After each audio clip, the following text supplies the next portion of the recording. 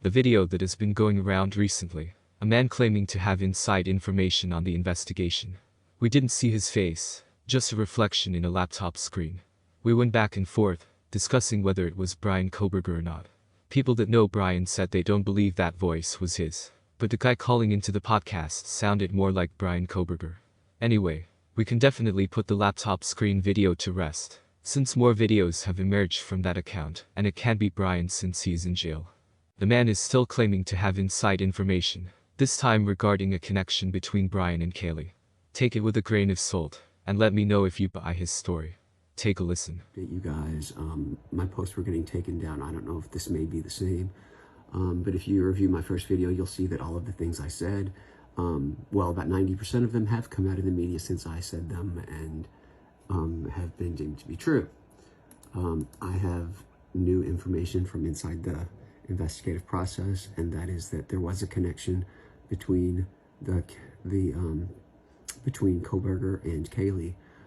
2 years ago, they have had two witnesses come forward and say that they were interacting at a bar in town. I know nothing about the city, so they were interacting with the bar. Anyway, the police believe that they perhaps went home together that night, and only because phone records have been searched and they have discovered that all of a sudden, 2 years ago, all of a sudden, Kaylee's phone began being bombarded with messages from Bryan Kohberger.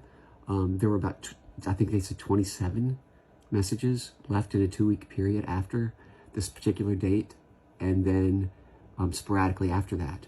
When they checked Kaylee's phone records to look at outgoing calls, she never once returned any of his calls. So we could be looking at a one-night stand and someone dealing with rejection. This is, by the way, I am not slut-shaming. I am a feminist. I do not, subscribe to any misogyny whatsoever. So please don't think that's what this is. It's just what the police are finding out. That is the connection that no one will mention, is that they believe that Kaylee and Bryan possibly spent a night together. Maybe they didn't. Maybe they just talked, whatever.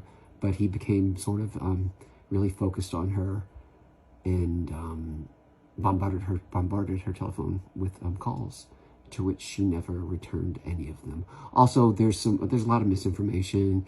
People are just running wild with things. There's all these things about him wearing gloves after the crime to hide his fingerprints. That's ridiculous, because think about it. If he was smart enough to do that, then wouldn't he have been wearing gloves when the crime was committed? Hello? And he thinks he's so smart that he's going to get away with this, which is why he is not fighting the extradition. He is going to say that the reason his DNA was found in the apartment was because he and Kaylee had spent time together. That's going to be his out. A murder weapon will never be found. He could have dropped it anywhere. From there to the East Coast. There's just no telling. Anyway, let's see if this stays up, if it gets taken down. This is last year here from me. If it stays up, I will give you some more information that I've got. Thanks. Bye.